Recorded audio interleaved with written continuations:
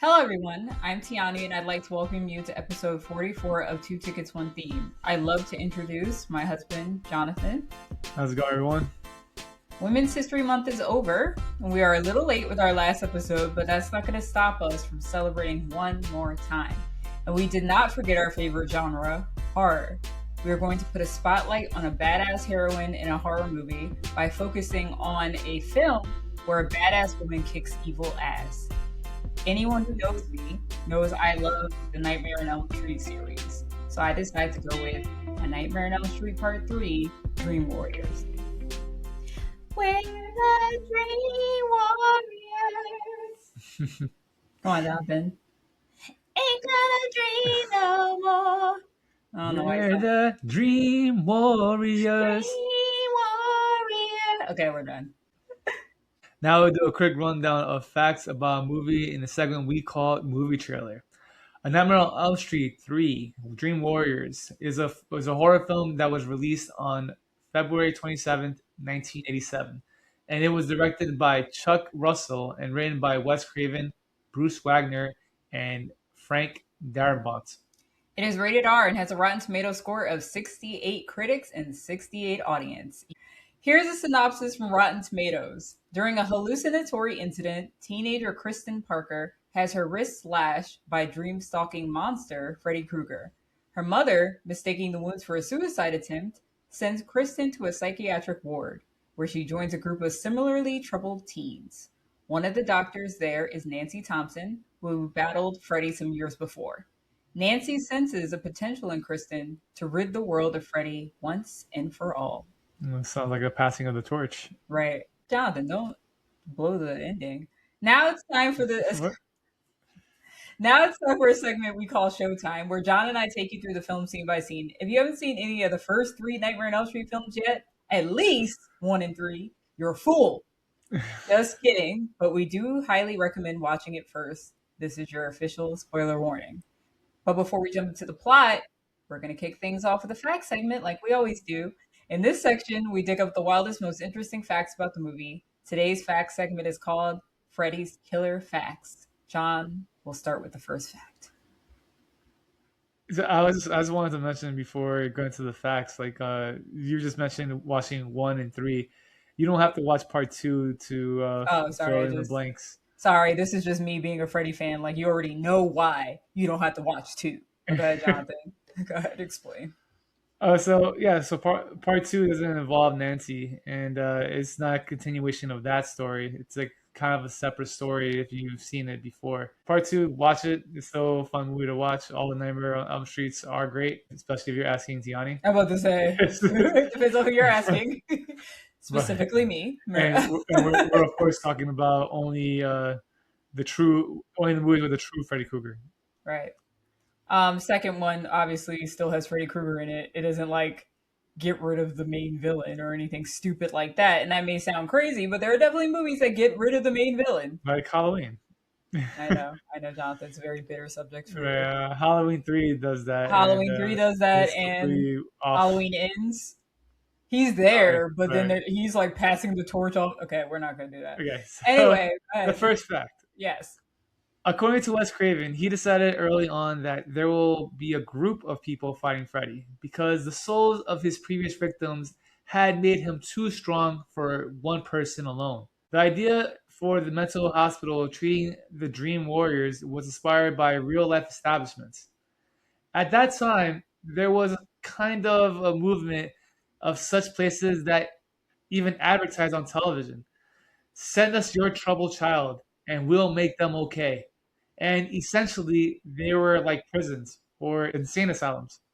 In addition, it is revealed that the original idea for the film centered around the phenomenon of children traveling to a specific location to commit suicide, with dreams of Freddy Krueger eventually discovered to be a common link between the youths.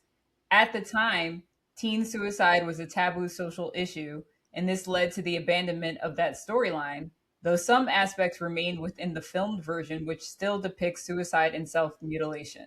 This was deemed less controversial because these acts are committed with Freddy's distinct influence, inserting enough fantasy into the acts to remove them from the supposed controversial exploitation of disturbed youth. And I Probably should have said this at the top.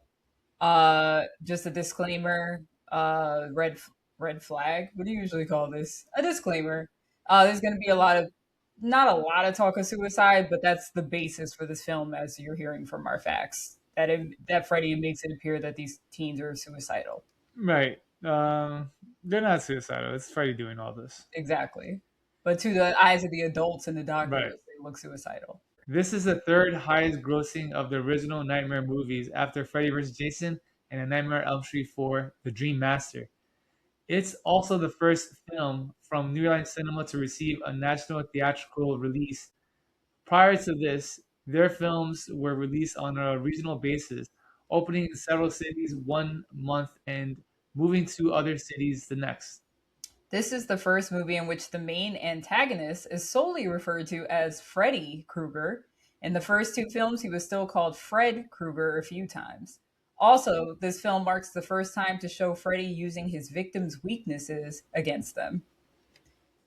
One more fact, since we were doing this film because we're focusing on badass heroines in horror, Nancy Thompson is the main heroine of this film who's badass. So Heather Langenkamp's return as Nancy Thompson led to a resurgence in merchandise featuring the character, including action figures, posters, and other collectibles. So after getting what at the time part two, which was considered trash at that time because it didn't involve any of the characters we fell in love with in the first one. People were really excited to see Nancy come back. You know, she had action as well as Freddy Krueger probably had action figures, but we're talking about Heather here. Nancy had her own. All right, Jonathan, I think it's time. It's showtime. You want to get this movie? Yes, let's do it. Let's do it. Yay! One of my favorite movies, horror movies, favorite movies. All right, so Kristen Parker. We're introduced to Kristen Parker, played by a young Patricia Arquette.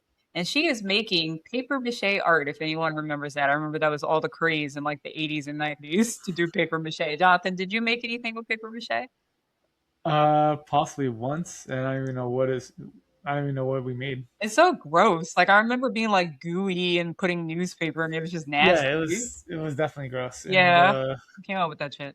yeah, it's all like liquid too. I don't get what the purpose of that was. Yeah, and it's like pop. She's using like popsicle sticks and newspapers to build something. That's all we see. Close up of hands making something. And it turns out she's creating a spooky looking house that looks familiar if you've seen part one and two. It's a spooky house with a red door. This is 1428 Elm Street from the first and second film. But for some reason, she's creating it. She doesn't live there, but she's making it. Quick fact about Patricia Arquette. Robert Englund admits that he knew Patricia Arquette would go on to be a big star one day. He explains that all the guys on set were head over heels in love with her.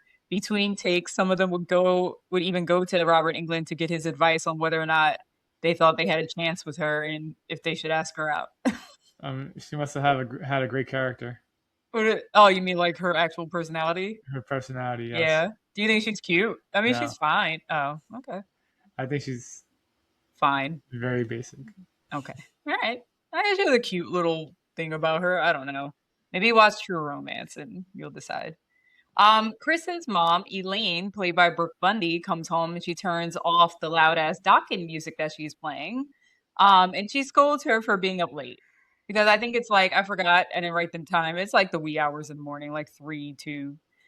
She mentions that Kristen has been in therapy, so we find out that Kristen has been going to see somebody, and that's not like a big normal thing that people did in the 80s. They didn't believe in helping themselves mentally. And so we know there must be something really wrong if she's in therapy. And then Kristen tells her mom as well she's been having bad dreams again. So we find out she's struggling with bad dreams, and this is the third of the franchise, so we know what that means. Her mom pretty much ignores that statement. Like, how do you see Elaine as a mom, Jonathan? Does she seem like a mother that cares? I think so. She cares in her own way. Right. But she kind of is into other things. Right, like, right. Because we then hear a male voice call to her and asking, where do you keep the bourbon? Yeah, and she seems damaged, but she cares. Right, like she's been through stuff and she's gonna get hers, but this girl will be like cock blocking all the time. So Kristen then realizes from hearing the man downstairs that obviously her mom brought yet another man home. It seems like this is an occurrence. Like she's She's always trying bringing to find somebody her a new home. father, Right. That's what's happening. Sure. even though Or she's maybe kind she's of just a trying to get old it in. teenager. She's what? Even though she's an old teenager, and she's like probably whatever. You're right.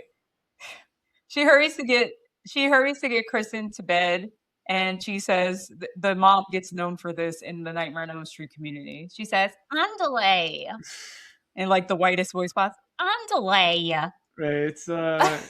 It's pretty random for her to say. It's not like saying adios, right? Right. Andale. I mean, It I'm means pretty hurry sure. up, right? Yes, Yeah. I'm pretty sure she's not Hispanic, so I mean, it's pretty random. it's kind of like with something that. Maybe she had a lot of Latin lovers, and then she was bringing the bourbon for her Latin lover downstairs. No, I'm sure that's what it was. Yes. So she hurries Kristen to bed by saying "andale," and because she doesn't want to keep her man waiting downstairs. That's basically because she's like, Kristen's like, "Oh, you don't want to keep him waiting." She's like, "No, I don't. So get your ass in bed, and I don't give a fuck about your dreams." So Elaine leaves the room, turns off the light, leaves Kristen in the room alone, and Kristen begins falling asleep. She must be exhausted because you would think like she would try not to because she's having bad dreams, like really bad dreams. Then we see the camera zoom in very close to Kristen's face so that we don't see her surroundings anymore. And then it zooms on the paper mache house that she made. So it's like, oh, what is this house? What does it mean? So again, we're on a close up of Kristen in bed.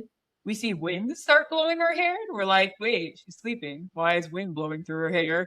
And she wakes up startled because she feels this wind. And she's also hearing children singing. Singing what, Jonathan?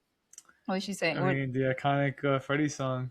1, 2, Freddy's coming for you. And we're assuming she's probably heard this song at some other time that she's been dreaming. So she's like, "Uh-oh, I think I'm in a bad dream again." And she gets out the bed to see.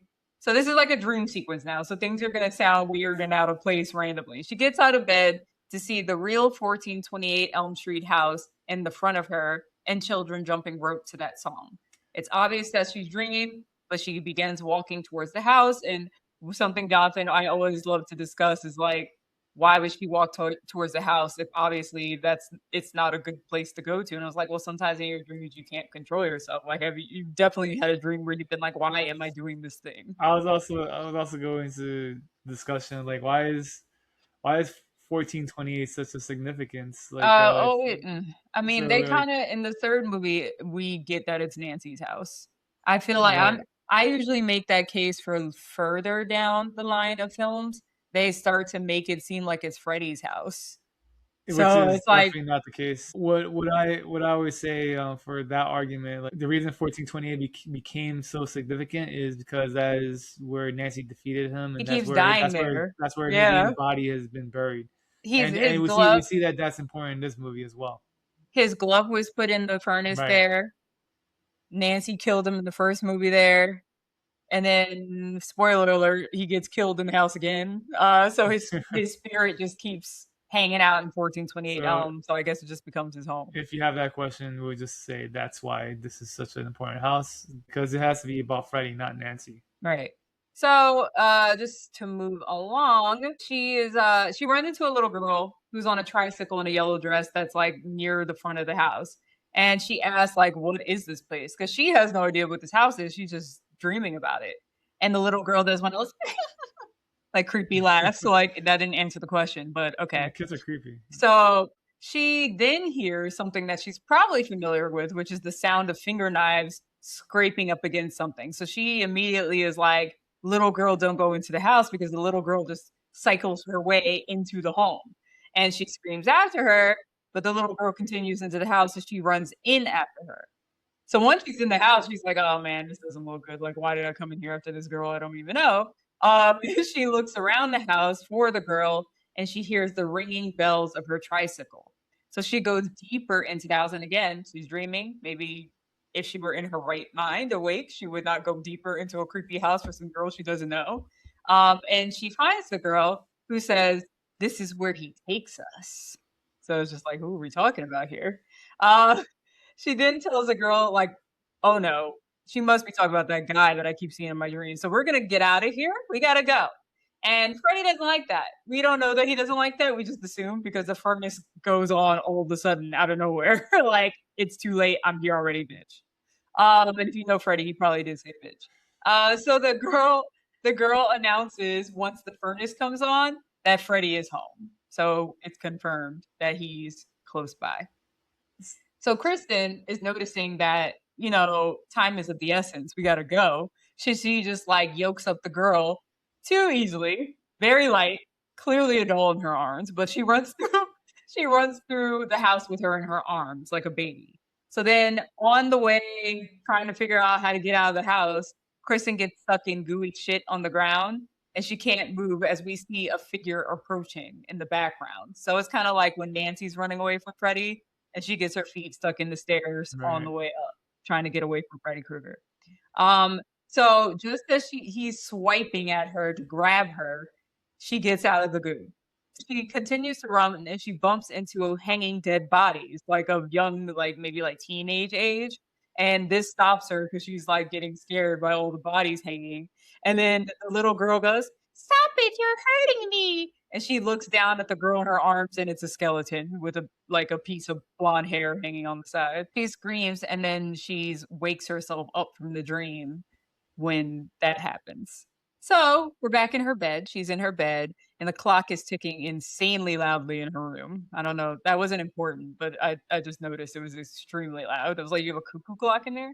But she gets up and she heads to the restroom, or to just like I don't know why. Maybe she has to pee. I don't know. But she goes and she reaches for. I call it a spigot because it's more like that old school old seat where it has like two of the little twisty things. Okay. That's a spigot, right? Is that a spigot? Right. Just call them like knobs. I have no idea. Whatever. Sure. They're little white knob things. And one of the white knobs, they kind of look like little white hands. They turn into knife fingers.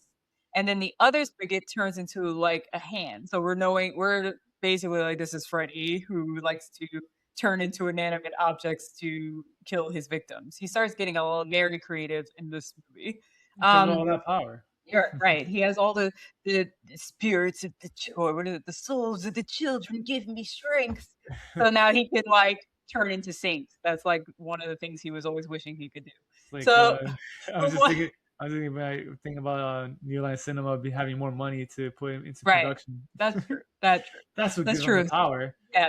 So he turns with his regular hand, her wrist facing the ceiling, and then he takes his finger knives and slices her arm. So she's screaming bloody murder, obviously, because she's also then seeing Freddy's face appear in the mirror. So she's like kind of sleepwalking. She screams. Her mom enters the bathroom hearing that scream, and she is holding a straight razor in one hand, and it looks like she just sliced her own wrist. So that it makes her look like she's suicidal. Oh, Freddy. You So look suicidal. right. And then Kristen looks at her wrist and realizes what it looks like, and then she faints. So that's the first scene. We see an establishing shot of Weston Hills Psychiatric Hospital, and we meet an orderly named Max. And who is Max played by, Jonathan? It's a familiar face, early role. It's played by Morpheus. A.K.A. Lawrence Fishburne. Fishburne. Yes. Lawrence Morpheus. Fishburne. Very young, very skinny, very useful. He's walking a cart full of medicine down the hallway, and he's chatting with Dr. Neil Gordon, who's played by Craig Wasson. And they're talking about all the suicides that keep happening in Springwood, and they're just coming up with theories as to why all these kids all of a sudden it's like mass suicides. Like what is going on? But what probably is going on is just Freddy is killing all these kids and their friends. Like that's what's happening. Yeah. But to them, it looks like all these kids are killing themselves. So Dr. Gordon comes across one of his patients, Taryn, played by Jennifer Rubin, and she looks like a very disturbed woman. Like she just looks like she doesn't sleep, like she has issues. And he asks her, like, how are you sleeping? And she doesn't even respond. And she just like walks away. And he's like, oh, okay. And then we meet another patient named Jennifer, played by Penelope Sudrow, and she walks up to him and he inquires about her burns that were apparently caused by cigarettes. And she asks if she can get her TV privileges back since she hasn't been burning herself. So we're finding out that she wants to, burn herself with cigarettes all the time. But of So course, we are thinking there has to be a reason. right, there's got to be a reason why she's burning herself with cigarettes. And she's like, I haven't been doing it lately, and that's why my TV privileges got taken from me. Can I get them back? And he says, don't hold your breath. And she's not happy with that answer. So he walks away from her and walks towards a quiet room, which is basically like solitary confinement inside of an asylum. And this is where we meet another one of his young patients. This is Kincaid, played by Ken Sagos, and he is sitting angrily but calm in that room. Then, while he's observing Kincaid, another doctor, we're meeting a lot of people really fast Right. in this one. I was like, it's not an asylum though. It's just like you said, psychiatric ward, right? I mean, I guess it's not the same thing. Yeah. Whatever, Jonathan. There's Nightmare on Elm Street. Another doctor approaches Dr. Gordon while he's observing Kincaid, and her name is Dr. Sims, played by Priscilla Pointer. She tells Gordon that if Kincaid doesn't calm down, chill out, like stop, like losing his mind every 3 seconds, she will isolate him in the quiet room permanently. And like, of course, she would do that for the black Permanently. man. For the white girls, just isolate them permanently. I mean that's a punishment in prison. Right, exactly. Just like helping. What is isolating him in the quiet room gonna do? Um, but Dr. Gordon insists it won't come to that. Like he cares about these kids. He doesn't think putting him in solitary confinement is gonna do anything. Right. Solitary confinement is what it is. Right. It's the quiet room then. They chat about a new staff member that is coming in. Gordon immediately doesn't want some hotshot grad student taking over his program. He feels like he has it under control. He honestly really doesn't because people keep dying, as we'll find out soon. But he doesn't want some random young intern coming in telling him what to do. I wonder who this is. I have no idea, Jonathan. Who could it be? So Sims insists, here's a little hint, that she has been doing groundbreaking research on pattern nightmares. So, ah, Okay. so over the loudspeaker, Sims and Gordon are called to an examination room where we see Kristen is screaming bloody murder. Like she has a very high pitched scream. Her mom is not being very supportive. We see her in the hallway, like basically calling her suicide attempt a way to get attention. She's like, I know her. She's just a way for her to get my attention. That's why I said, how do you feel about her mom? I'm like, I feel like she cares about her, but she also doesn't at the same I time. mean, Like, just take there's her away, figure it out. a lot of adults in all of these movies are very stupid, They don't but do they enough, still care. don't They care just don't enough. do enough. It's just very stupid. Right. So the staff is trying to sedate her, which basically means give her a shot of something that's going to make her sleep. And that is what caused the commotion because, as we know, Kristen doesn't want to see Freddy again. So she's like, do not put me to sleep because if you sedate me, I have no defenses. I can't even wake myself up. So Kristen is throwing things at them. Like she's literally throwing furniture and equipment at the staff to get away from them. Mhm. But Gordon is trying to take care of the situation. He's preparing another needle to sedate her, and she basically kicks him. I don't think it's in the balls because he would have been on the floor, but she kicks him in the legs. And then Max comes in trying to get her, and she slices him on the arm with a scalpel. So it's getting very heightened. She probably should go to the quiet room. But Gordon tries to calm her down. She begins singing, 1, 2, Freddy's coming. Like she's like crying. And then Nancy Thompson, played by Heather Langenkamp, enters the room and finishes the song. It's very dramatic. It's like, how does she say it? Never. Oh, 9. She's like, 9, 10, never, never. And then she goes, never sleep again. It's like, ew. Like, and that's how she enters her. And that's where everybody's like, yeah. So yeah, What? I What do you have forgot to say who now? was singing that? Kristen was singing Kristen. it. So what was Kristen's reaction? I mean, she's probably shocked because she doesn't think anybody else would know the song. Especially an adult. Right. So Nancy asked her where she learned that rhyme, and she walks over to Kristen. And without answering, Kristen just hugs her because she's like, I can't believe like someone knows the song. And the rest of the staff is also stunned. They're like, how does this woman know this? Like, who is this person? You know, it's just like I think about you know what the doctors are dealing with, like patients that are not sleeping. If you're not sleeping for a long time, that definitely makes you see things and makes you like act strange. it doesn't even, I could see where the storyline could come from, where the doctor's like, no, you need to sleep. This is the only way to get better. I mean, And, obviously. and no, I was just putting it out there. And these kids like are doing the opposite. Like, no, if we sleep, we die. It's just such a messed up situation. Yeah, because no, if this were happening in real life, Jonathan, what are the odds that you would believe that Right. they like their story of some man trying to kill them in their dreams? I Exactly. mean, So these kids have no hope. I feel like we've talked It's a about good thing they this. have Nancy coming in. What we're gonna find later is that all of them have been dreaming of the same man, and they've never met each other. Right. So it would be kind of weird to be like, oh, Yeah. there is no commonality Right. there. I mean, That's weird. there have been documentaries where like people dream of the same type of figure and they try to look for an explanation. You know, they try to relate it to similar drama like trauma. But yeah, like this is like another obviously another the crazy case. All right, let's get back into it. So Nancy gets a rundown of the kids' issues from Gordon. He explains that they are all sleep deprived. None of them go to sleep, like Jonathan says. He goes on to mention that a kid died a month ago when he cut off his eyelids to avoid sleeping. So there's something really wrong if you cut off your lids to avoid so you could just keep them. That actually won't stop you from sleeping, Yeah, that's true. which is Yeah. crazy. Right. He just was desperate at that point. He then compliments Nancy for her work with Kristen, and she mentions that she has experience with pattern nightmares. So she knows that's why she knows the rhyme. I mean, that wouldn't clear it up for me, but she gets up to go and she drops a medicine bottle, falls out of her purse, and Dr. Gordon goes to pick it up for her, but then I call him nosy as hell because if somebody drops medicine, you shouldn't be like, let me pick this up, turn around, what does it say? You know, like that's weird. It could have been like medicine for herpes, you know? You're just reading it. But it reads Hypnosil on the label. He inquires about the nursery rhyme further, and she says it's something the kids say to keep the boogeyman away.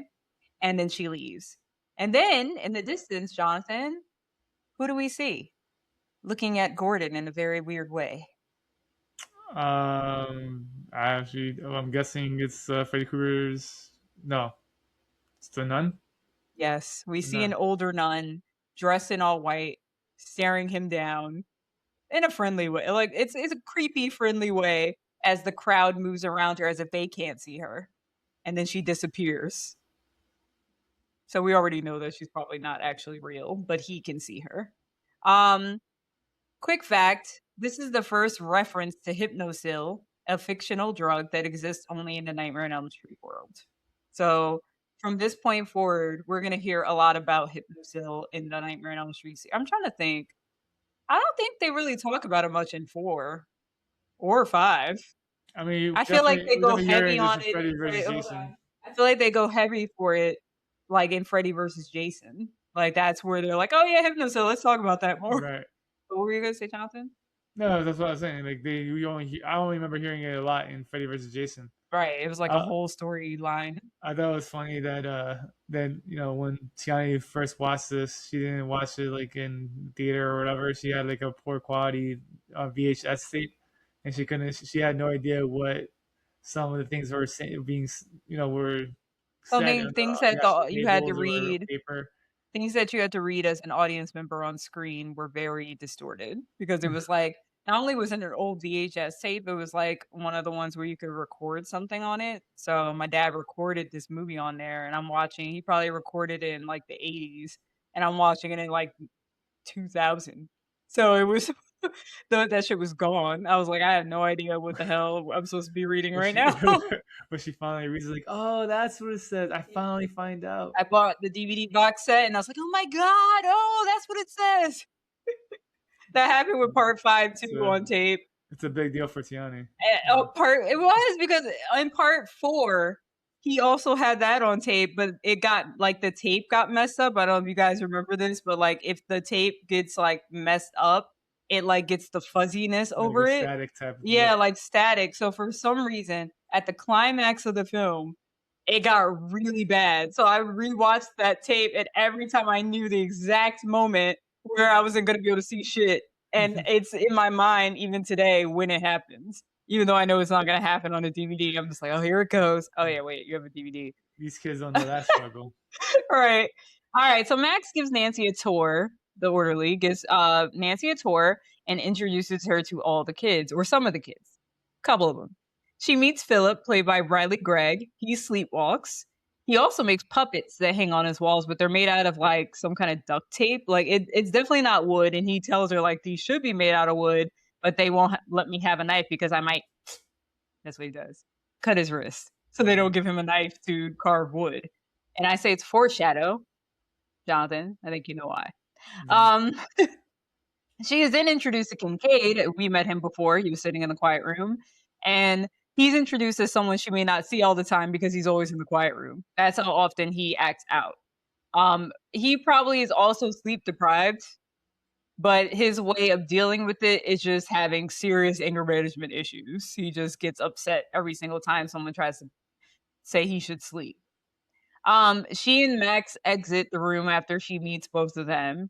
And as they pass another room, a kid named Joey, played by Rodney Eastman, peeks out from behind the door frame and he looks at them and then he looks behind him and he sees a nurse that he obviously finds hot and he runs over to her because she drops all her towels on the ground and he wants to help her out. He's like in love with this nurse.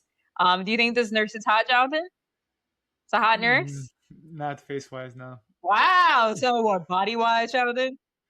I mean, body wise. Okay, we'll talk about it later. Yeah. Anyway, so we also realized that Joey doesn't seem to be able to speak because she does have a conversation with him and he's not talking back. So obviously he can't. Or for whatever reason, he was so traumatized that he doesn't speak anymore. And he also randomly has a single teardrop by his eye, but it's never explained. I was like, was he in a gang? Did he kill somebody? But he's a sad fellow. All right, he just tattooed a tear because he can't talk anymore. I think we're supposed to assume that whatever Freddy did to him in his dreams once made him so scared that he couldn't talk anymore. That's kind of sad. Yeah. Fact about Ken Sagos he played Kincaid.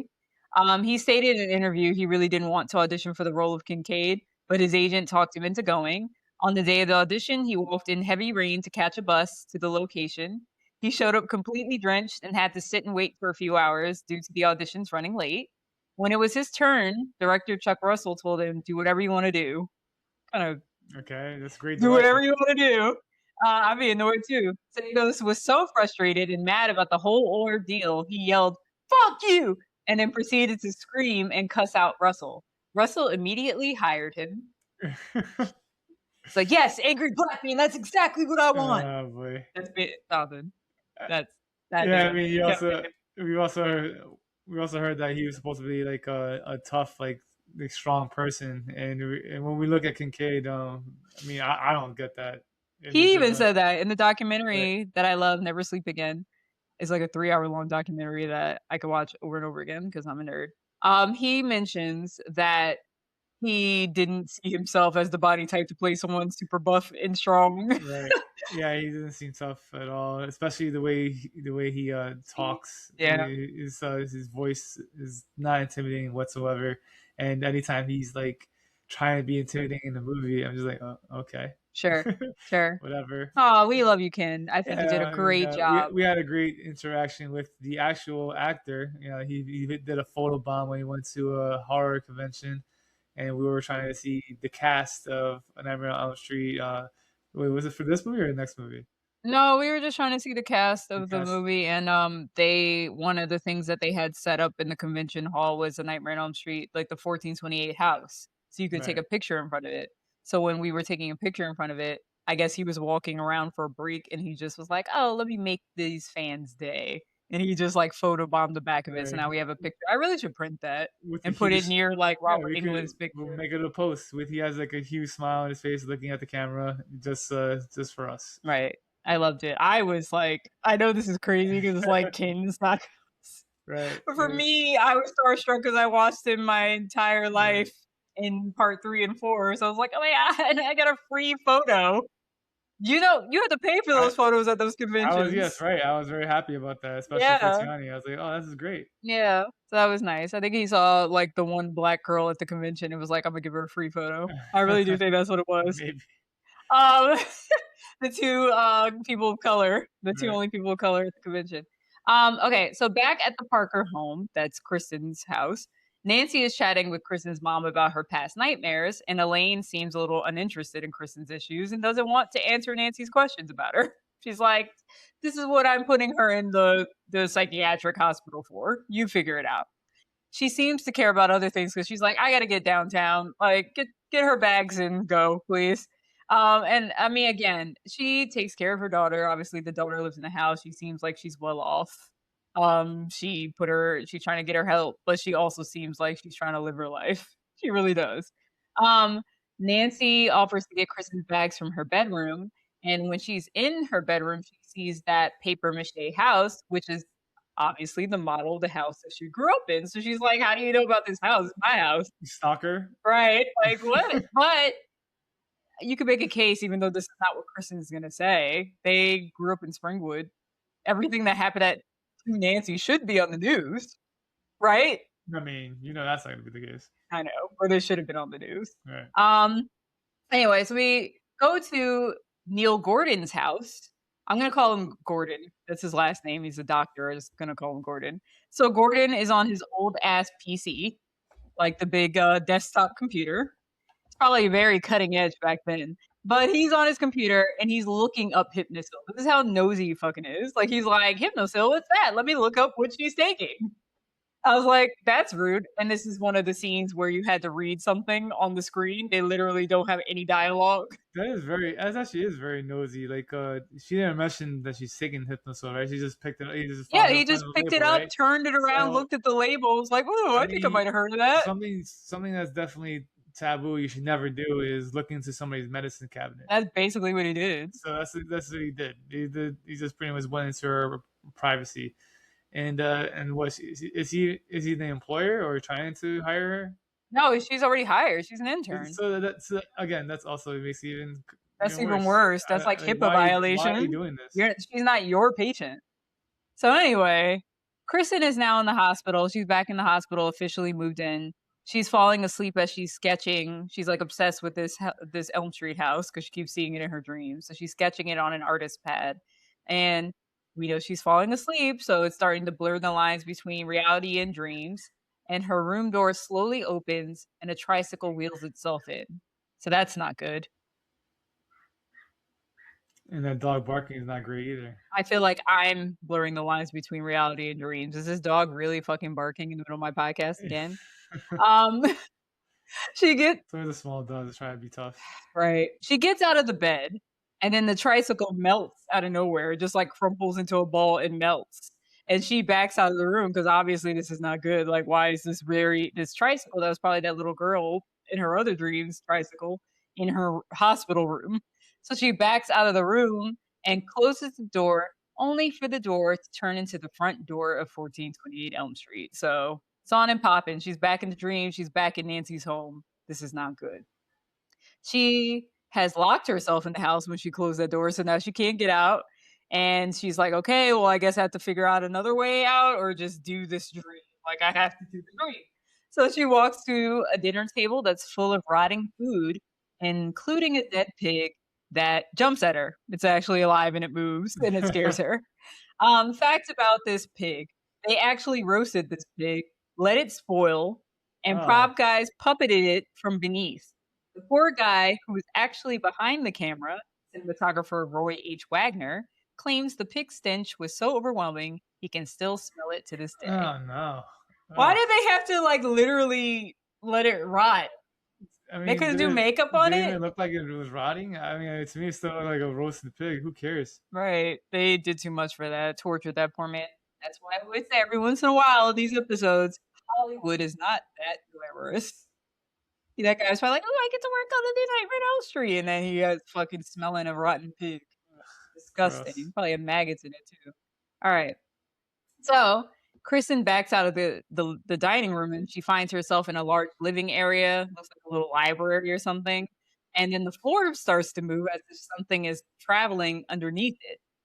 Out pops a huge snake-like creature from under the floor, and it begins eating her feet first.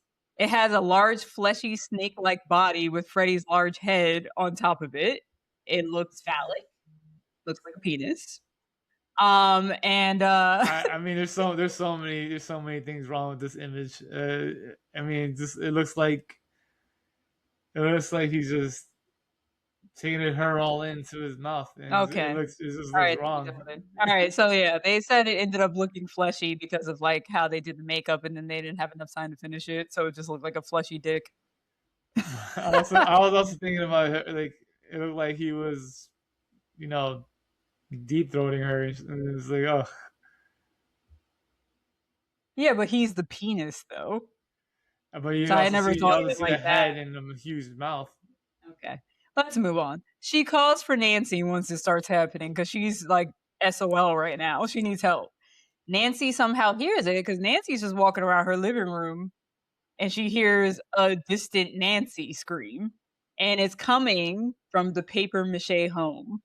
So that's weird. There's really no explanation for that. It's just Right. dream shit. Dream shit. So once she's being called by Kristen, notices from that paper mache home, which she must have stolen. I didn't realize that. Why did she have the paper mache home in her house? Wait, you don't think that Nancy is dreaming? Not yet. I think she only starts dreaming once she's called. She was standing. She was walking around. You sure? Yeah, I think the whole thing is that Kristen has the ability. I don't know. She could be sleeping. I don't know, No, Jonathan. I think she can only pull people that are already asleep. So maybe Nancy was just dreaming like an everyday life thing, She and was then already in the chair dreaming. right.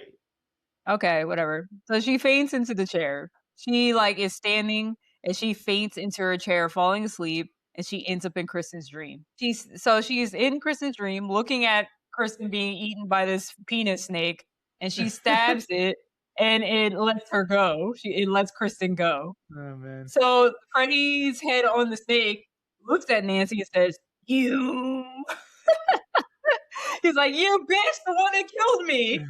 And so So then what are the you doing here? I so left then you alone. right. So then You're old. Nancy tells Kristen to run, and they close the door behind them. And then Nancy tells Kristen she needs to get them out right now. Like, get us out of this dream, like you brought us in. And so Kristen focuses, puts her hands to her head, and gets them out. And So sorry. sorry. So what doesn't make sense to me is why didn't he continue going for after Nancy just because she's an adult now?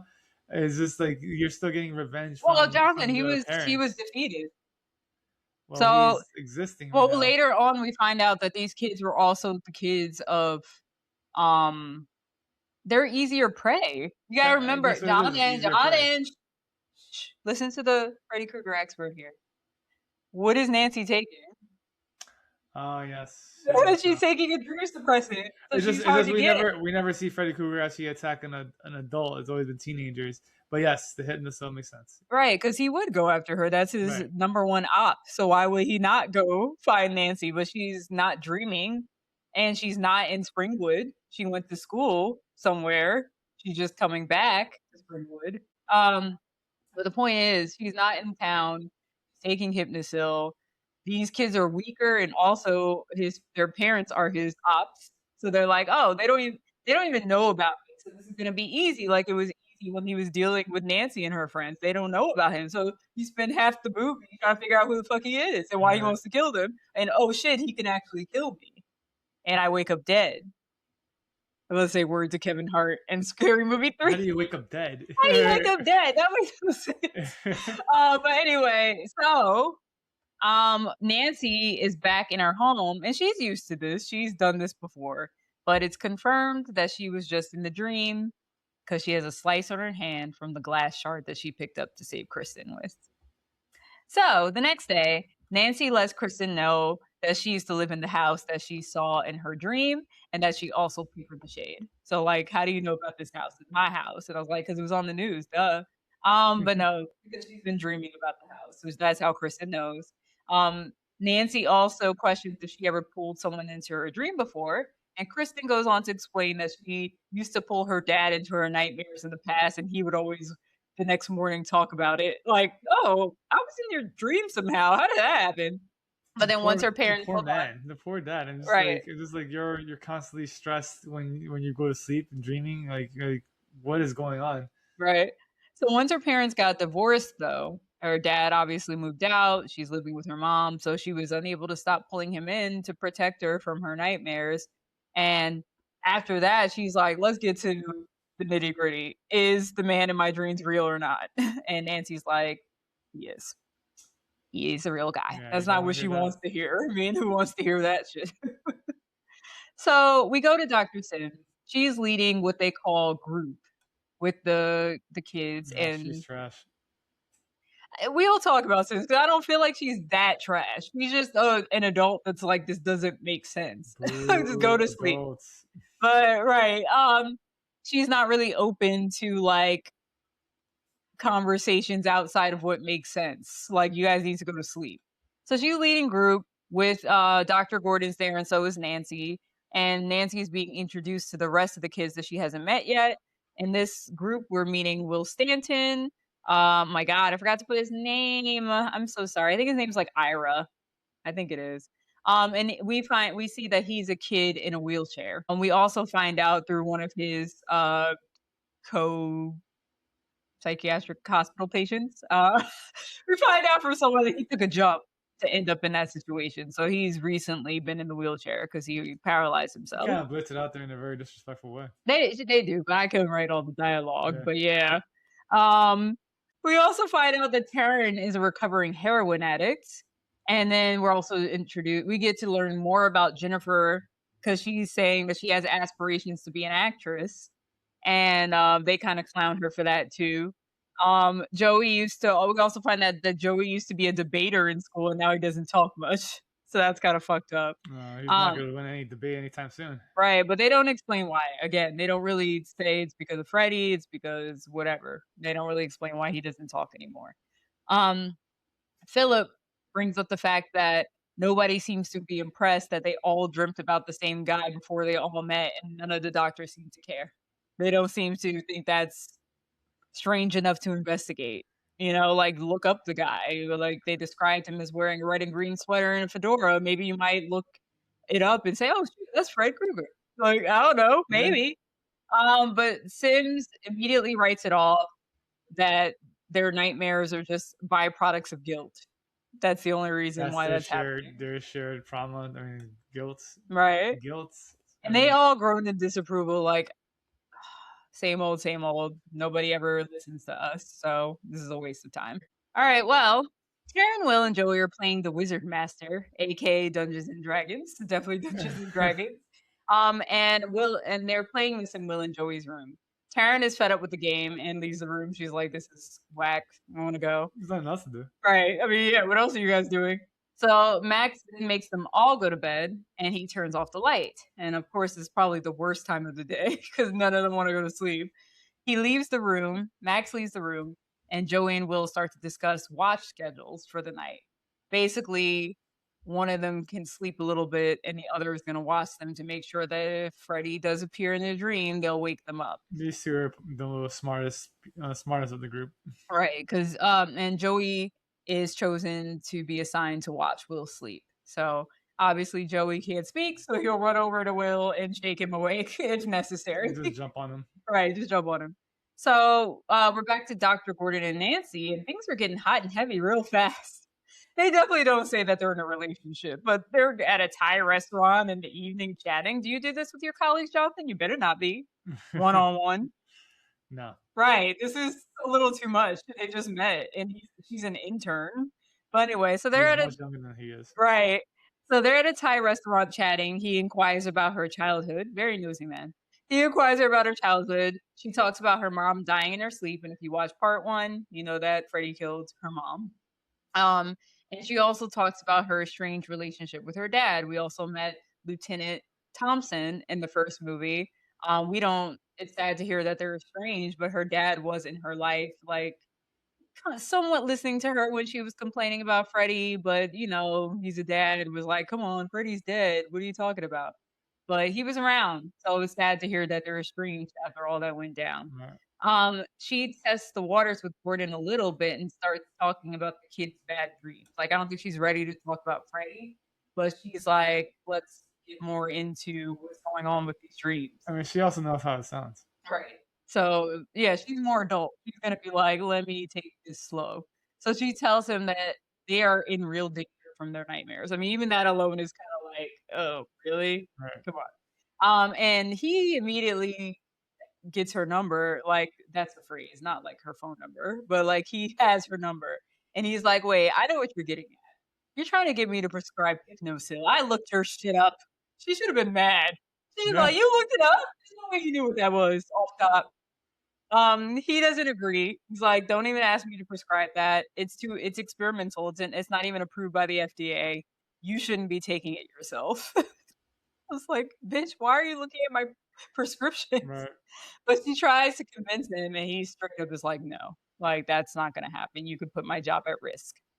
Um, we're going to Philip and Kincaid's room, and they are both sleeping. I guess they didn't feel maybe Freddie hasn't really fucked with them yet because they are just sleeping soundly. Well, they're scared to go to sleep too.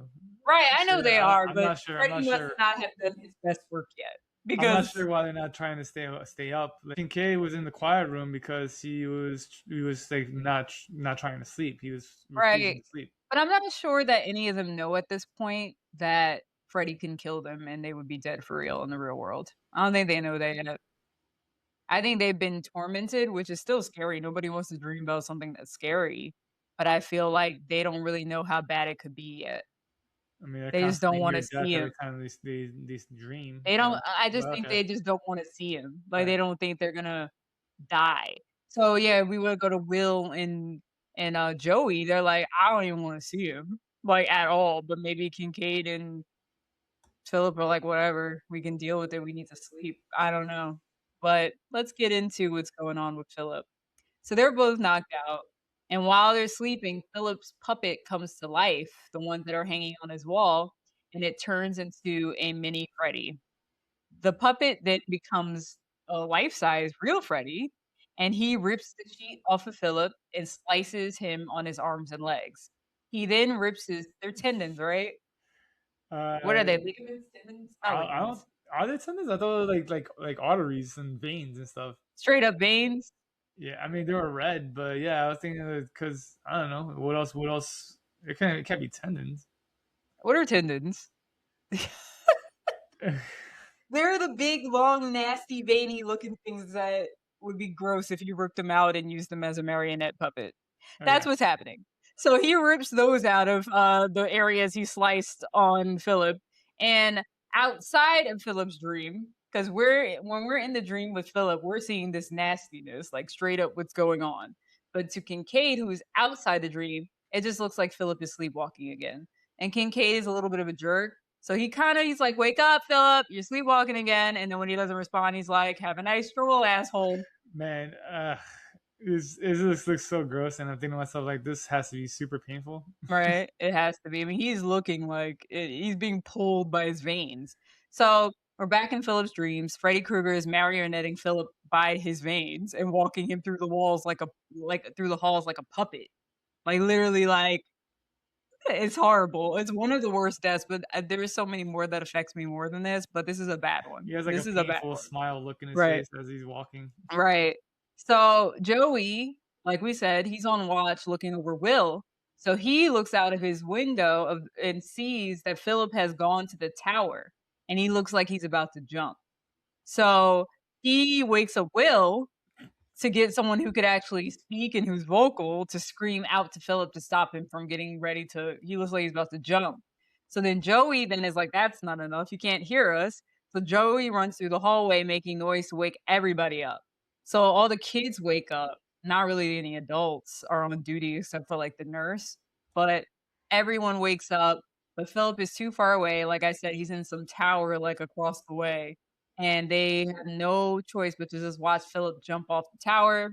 But when we go into the dream with Philip, we're seeing Freddy Krueger slice his veins as if he's cutting off the marionette strings to release him to fall to his death. What a jerk! He really is a jerk. And that's not even his jerkiest moment. That's what's crazy. Oh yeah, oh yeah. Something's just He does some so crazy shit. so messed up. Yeah. So that's crazy to say that that's not even the worst death Yeah. he's ever I think done. it's I think it's like probably the It's top. most painful death, Almost painful. but not the most messed up death in this movie. Yeah, this is definitely not the most disrespectful. Um, the next day at group, they talk about Philip's death. Kincaid is in denial and accuses Philip of getting wasted. That was a big term in the 80s. Accuses Philip of getting wasted, which means just getting killed, getting hurt. That's what it means, not drunk. Because he was too weak and he just couldn't handle it. That's Whatever, the way tough guy. Kincaid is just trying to be like, you know, you're too weak to handle Freddy. That's why you died. Will insists that it wasn't a sleepwalking accident because that's what all the adults think. He just walked himself off the tower. And he insists that Philip was wide awake. He saw his eyes open.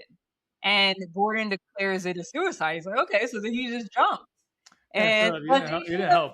but You didn't John, help with saying he's wide awake. You literally was wide awake. right, but Jonathan, let me even say this.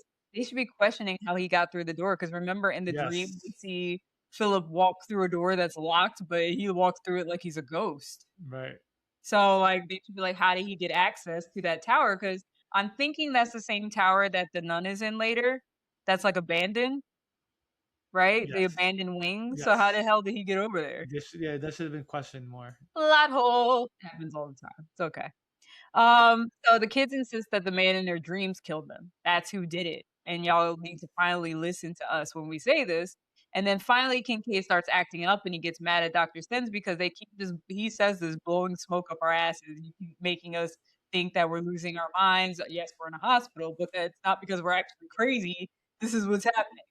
And now, because Philip died in that way, she announces that now they won't even have access to leave their rooms at night. The doors will be locked, and so they will have no defenses in that way. Yeah, it's And definitely they more will like a prison. also be sedated every night. So not only can they not leave, they have to sleep. So that's like killing them, basically.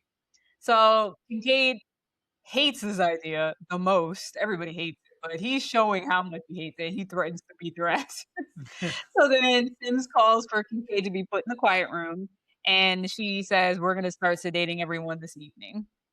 Dr. Gordon declares, because amidst all the chaos, Dr. Gordon declares that he's going to prescribe Hypnosil out of nowhere. And Sims is surprised. She's like, "Did she put you up to this? Like, where the hell did this come from?" I mean, Tionni has her theory. Oh, I think they're having sex. Yes, I think they're having sex. Oh boy. She must have, pillow talk after it. It was after the Thai food. It was like, so baby, you thinking about that hypnosil? I think that would really help the You would do kids. anything for her right now. Right, like out of nowhere, he just said, absolutely not. And then if this were a different kind of movie, it would cut to a sex Right. scene and her saying hypnosil, baby. So that was my theory. But anyway, so Sex sells. and he is like really like I'm going through with it because he insists that even if Sim says no, he's gonna go straight to their boss and demand it, or you'll have to accept my resignation. So he's willing to resign. I'm like, wow, Nancy got that good. But anyway, so Sim says, now if you want to take the nastiness out of it, I think he just seen Philip die in that way affected Right. him. That's really what it is. And he's like, That's, well, if there's something that can suppress the dreams, let's fucking do it. Let's do it. he cares about his patients. Right. He doesn't want them to die. I know, I just made it so terrible. And it's like, no, he's getting traumatized himself by this. It's like, Because oh man, I didn't try anything. he's losing his patience. It's like the second one because he lost the eyelid boy. So the eyelid boy. But anyway, so Sim says that like I'm gonna make sure that if anything goes wrong, you are taking full responsibility. I have nothing to do with this. And then when she leaves, he's like, I can't believe I just said all that. I really just put my job on the line, and Nancy could care less. She's like, so do you think you could get the Hypnosil tomorrow? Right. That's exactly Not what even, she oh says my God, after. thank you so Right. much. That must have been really hard. No. So when do you think you can get it? I Because like mean, we need in this her to mind, like she's like, this is the only yesterday. way. Right. So yeah, because that's how she's making it out alive. So now we're going back to Jennifer. This is the aspiring actress. She's in the rec room watching TV, doing research. And Max scolds her because it's lights out and she needs to leave because he could get in trouble for like a kid just out in the open and she's supposed to be in bed. But she begs Max, like, please let me stay. I really don't want to go to sleep because she just saw what happened to Philip. So she's like, oh wait, people be dying in these dreams now? Now you want this man to possibly get fired because of you? Right. But and we said that we were like, come on, Max, like make at least if she dies in her room, it's not your fault, you know? But if you leave her in the rec room and you were supposed to be doing a sweep, it's your fault. I mean, Um, he was trying to cover his ass. He's like, like I never saw you, but that I still right, feel like that's like you should have. You're yeah, just in the right right. group. He tried, but it was also not a good excuse. Right. So then we cut to a perverted orderly. He is not Max. Max is sweet. This guy's not. And he is waiting for Taryn to get out of the shower. He's like predatorily waiting outside of the shower room to basically offer her opioids. This girl's a heroin addict. So he's trying to get her hooked on opioids, give her access to the whatever the room they call where they keep all the There's drugs, there's only one reason he wants to give her drugs, and it's also take advantage of her. another perverted reason to take advantage of her. Like Mhm. she doesn't have money for him, so he's Right, not selling it for he's not selling it to her for money. right. So he just has one thing in his mind: he's being a pervert. Right. She resisted though. She's definitely like, because obviously, I guess it could be a form of sleep to be on drugs. So she's like, maybe Freddie made her clean for a little Maybe. bit. Yeah. So, but he's insistent. And she's like, well, I'm going to tell on you for even doing this to me, for even trying to get me to do this. He's like, who's going to like believe a druggie like you? But she still threatens him and he laughs at her. But that guy never really comes back. We it was just a little scene to show you that she really does resist doing Right. drugs. So what happens later is really fucked up. Right. That's exactly what it is. It's That's a what the setup. scene's for. It is a Yeah, setup. to show her that she's not weak. So yeah. But anyway, we go back to Jennifer. She's smoking a cigarette while watching TV. So we're gonna find out why she has cigarette burns in like 1 second. She begins falling asleep and decides to burn her hand with the cigarette. So what she's been doing with the cigarettes is burning herself awake, kind of like what Nancy did in part one. That's kind of dumb. Yeah, because it's temporary. Yeah. Like that's really for like maybe we didn't see it. Maybe she went in her dream and she saw Freddy for a second. And she was like, "Psst, oh, let me get out of there." That's how Maybe. Nancy used it. She was in the dream and burned herself to get out of it. So maybe that's what happened. We just didn't see it. She yelps, wakes up, changes the channel to a late night talk show. We see that Zsa Zsa Gabor is the guest, and a host named Dick Cavett is interviewing her, and she's being asked about her. It's like an old timey actress that's probably only famous because she's rich. But she's being asked about how to make it in entertainment, and Dick basically says, "Can I ask you something?" And she's like, "Sure." And he's like, "Who gives a fuck what you think?" And then it like cuts off. So we already know. Well, Right. because even in this thing, Dick turns into Freddy Krueger, saying, "Who gives a fuck what you think?" and attacks Zsa Zsa Gabor. So a quick fact about Dick Cavett: for the dream sequence in which he's interviewing Zsa Zsa Gabor, Sally Tillerman was originally in the script as the guest, but Cavett was then allowed to pick the person he'd be interviewing. So he picked Zsa Zsa Gabor because he thought she was the dumbest person he'd ever met in his life, and he'd never have her on the show in real life. So there was one person he wanted to see get killed by Freddy, it would be her. Wow. How does she feel about that? I don't know. That's crazy. But I remember that being in a documentary, and I was like, God damn it, yo. Damn, That's some that's serial killer shit crazy. right there. Um, but yeah, I thought it was a funny fact. Um, so Jennifer jumps, obviously, because like, oh shit, that's the guy. She jumps up, the TV turns into static, and she walks over it to hit it to like make it work again, because that's what you had to do to fix the TV. And two metal arms come out of the side of the TV, pick her up in the air, and Freddy Krueger's head pops out of the top with antennas on it. And he says, "This is it, Jennifer, your big break in TV. Welcome to prime time, bitch." And he slams her head into the TV. By the way, Tionni sold that perfectly. That's exactly how he said That's all you have to. That's how you have to say it. This is when Freddy became very talkative. it. This is when No, he had uh, slogans, jokes. he This is where definitely it becomes all started. more of a character. Yeah, Right. definitely. So that's one of his most famous. Welcome to primetime, bitch. So at this moment, So now with the phone, Morpheus is like, shoot, I'm about to lose my job. right? Because Max comes in after hearing that and sees the gruesome scene, but he still keeps his job. We never seen him get fired. I know, but you should be thinking that. Right. Okay, so we're at the funeral for Jennifer. I love these horror movies. They just be going to mad funerals, like back to back. Everybody Right? should be concerned about the You pattern should of take, you death. should take everybody to the hospital at that Right, moment. like everybody should be on watch. Like, what This is is going not on? working. Right. So at the funeral for Jennifer, Dr. Gordon is standing in the back mourning her and warning all the kids that he's losing back to back. He doesn't know what to do. And in that moment, the nun that was staring at him earlier in the film approaches him and tells him not to be sad or ashamed for what's going on, basically letting him know it's not really your fault. He inquires about who she is because she just keeps showing up like a creep, and she says she's Sister Mary Helena. He talks about how he should have saved them, and the nun says abruptly out of nowhere, "The unquiet spirit needs to be laid to rest. It's an abomination to God and man." I'm like, Okay. who are we talking about? Frank, can you tell me what we're talking about? Right. So Nancy approaches as he's chatting with the son, and he like turns to her. She asks him like, "Oh, what are you doing? Like, we talking to?" He's like, "Oh, I was just talking to." Oh, she's not there. The nun disappeared. So Right. obviously, yeah, he should figure out soon that this person is not really alive. Um, back at Nancy's home, guess who's at Nancy's home together again? Dr. Wow. Gordon. This guy can't get enough. Right, you can't get enough. So maybe my theory's right. Just saying. It's both. It's both. He cares about the kids and he cares about that book. Okay, let me not say that. So Dr. Gordon and Nancy discuss Nancy's Malaysian dream doll that she has on the side that also protects her dreams. Whatever. She explains that, I said that for the Hexer dreams. He is starting to doubt his ability to help the kids. He's questioning his whole career, everything he's doing. Everybody's dying, so you would question your career too, right, Jonathan? Like, what Yeah. am I doing here? When you were talking about, sorry, I was just thinking about that dream doll. I was like thinking about the dream catcher. Like, what purpose do they even have? They're protecting. They're stopping Freddy from getting into. It's kind of like having a cross. No, You have no, something that you I know was just talking protects you. specifically about a dream catcher. But Mm. yeah, that would be a purpose for Nancy. Right.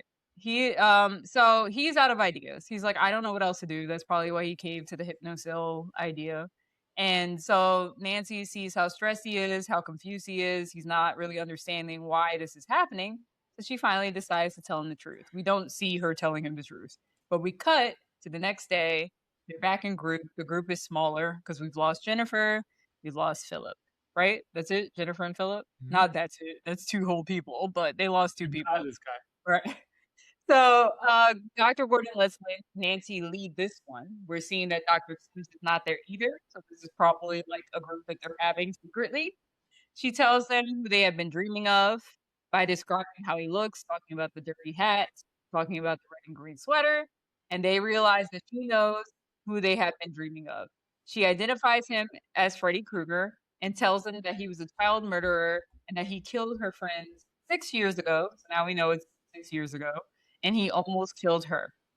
Their parents burned him alive, and now they are paying for their sins.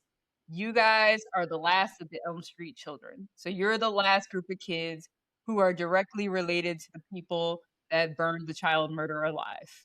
In Because my mind, I'm like, children did he kill? Was it only that friend group, or were there others that have what do you mean? perished? How many people did he kill? Like, so he's been killing another group of kids. You know, we just mentioned three. Well, That parents just have multiple kids, right. Jonathan. Maybe some of their No, I siblings get got that. Yeah, killed. Yeah.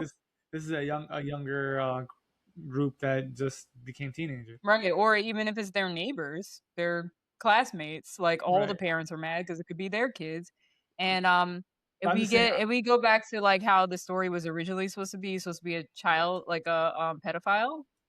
So he probably could have touched these kids. They might not have been killed, but they could have been touched. I'm just saying, like, is there a possibility of like a bigger body count since it's been 6 years and Nancy's been taking Hypnosil and that's the only reason that she hasn't Well, died yet. Jonathan, I'll say again, we don't really have that background, Right, right. but he probably was weakened after what he always got to come Okay. back, Yeah, sure. so he probably finally got his strength back. That's it. And he was like, all right, time to go kill the rest of these bitches. That's basically what happened. So she also mentions that Kristen is the key to defeating him with her power to bring them into her dreams. So if we could all go in there as a team during a dream, then we can probably, just by numbers, take him out since I was able to do it alone. So if 7 people do it, that's much better. So Nancy goes into how they all have their own powers that they can use in their dreams. Like, what is something that you've always wanted to do that now you will be given that chance to do I in was the gonna dream? love this. So before we get to that, Dr. Gordon tells them they're going to try a group hypnosis so they can fall asleep together and hopefully will meet each other in a dream. So at first, they don't think it works, so they take a break to regroup and try it again later. What do you? Oh, is there something you want to say? You're waiting for when they get their powers? Oh no, no. I mean, if, to have their own powers. I mean, like the movie's called Dream Warriors, so this is where that title comes in. But like the powers they have is just so lame. We'll get into that in a second. Yeah. So meanwhile, Joey's outside. I don't know how they didn't realize Joey's outside when they were doing all this. He must have snuck out when they were doing the hypnosis. He's outside being a creep and moving on the nurse. But the nurse beckons him to an empty room and he runs after her like, oh, hell yeah. She wants me to come to this quiet room. Today's the day. Right. So she said, I've been trying to get you alone. And she lets him know that she likes him. So we go back to the room where all the other kids are, and they realize they were in a dream because I just called it the hypnosis balls. I don't know what they're called. They're those things that hit each other, metal things, and they start floating out of nowhere. So once they realize that, Will stands up from his wheelchair and he can walk. And he says, he is also the wizard master in his dream. In my dream, I am the wizard master. So lame. Oh boy. Kristen does somersaults for no reason. That's her power. She can do backflips. She says she's in her dream she's a badass. That's So, not what she says. yeah, she says she's like she's beautiful and she's a No, badass. no, no, no. Please don't. Oh shoot, I'm thinking about the wrong person. I'm Yes, sorry. stop it. So anyway, then Kincaid, we find out he is strong. He's just all man because he begins bending the metal legs of a chair and just like creaking them and is driving people crazy. And then we turn over and we look at Taryn, which Jonathan just could not wait to introduce. Taryn is dressed in all black and all leather, and she has a large ass mohawk and carrying switchblades. And she says, in my dream, I'm beautiful and bad. Also lame. Would you say? Also lame. Lame, but she's beautiful and bad. What's wrong with that? That's what she wants to be. She used to hang out in the alley. Yeah, She okay. wants to look like a bad alley cat. I don't know. I don't know. So we go back to the nurse and Joey. She is clearly seducing him and asking him to unzip her dress. So once he unzips it, her titties are out. She has big breast. And she backs him onto the bed. And as he's looking at her titties and tongue kissing her, he realizes that she is Freddy Krueger because their tongues begin to tie together. And he tries to pull away, and Freddy pulls away, and he shoots like 4 tongues out of his mouth. This is a dream. What did they originally want to do, Tionni? Oh, they tested a look where the woman's like topless and wearing a thong, and it's Freddy's head on her body. Oh So my it's like God. Freddy's head with big breasts. It was so And they're disturbing. like, it was too off-putting. Yes. They showed a picture because they actually put the girl Right. in makeup. Like Right, she right. had, We'll yeah. go far, but we won't go that far. Right. So he shoots 4 tongues out of his mouth to tie Joey's hands and legs to the bed post. And Freddy Krueger appears in full form and asks him, "What's wrong, Joey? Getting tongue-tied?" Yeah, I'm telling you, the puns are starting. Just took advantage of me. Right, exactly. It's disgusting. And then the mattress falls from underneath Joey, and he is hanging over a pit of hell. Back in the room, the light bulbs start exploding, and the walls get hot. Flames appear, furniture falls over, and they realize Freddy Krueger is near. So they're not flipping around and breaking things and having fun with their powers anymore because they realize, oh yeah, right, this is why we're doing this. Oh, we are in a dream. Right, and then they realize Joey's missing. They're like, oh shit, where's Joey? They're forced into the middle of the room as things are turning into chaos because like it's like forcing them to the middle. The door begins to slowly open. They see the knob turning, but then in comes Sims, who breaks up the dream. She enters the room and immediately notices Joey passed out. So he was never really out of the room. It was just that he was out of the room in the dream. He was dreaming about getting ready to have sex with his nurse. That's his number one dream. So That's his power. that's his power. That's his main power. He's So able to seduce right. nurses. She declares a cold blue, and then we cut to the hospital room where a doctor is evaluating Joey, and she says there's nothing that they can do for him. He's in a deep coma. Dr. Sims lets her boss know immediately, like she had nothing to do with the secret group session. They did this without her. The boss relieves both Nancy and Dr. Gordon from their job effective immediately. So they lose their job. And at this point, I don't even think they took the hypnosil. They didn't even get that far. Right. They didn't even get the hypnosil. They just did the one secret group, which I think is kind of like messed up. It was just a group. It wasn't even crazy. I think they weren't relying on the hypnosil at this moment. They just felt like they could defeat Freddy. Right. So they were trying, maybe Nancy was like, you know what, baby, I don't want you to lose your job. We need the money. So let's try this first. But you end up getting fired anyway, Nancy. What? You end up getting fired anyway, Nancy. Right. So Gordon begs him to take care of the kids because now that he's not there and Nancy's not there, the ones that truly know what's going on, they're relying on Sims, who's very logical. She's not gonna listen to anything they have to say. So she promised him that she will. She's like, that's all I've been trying to do.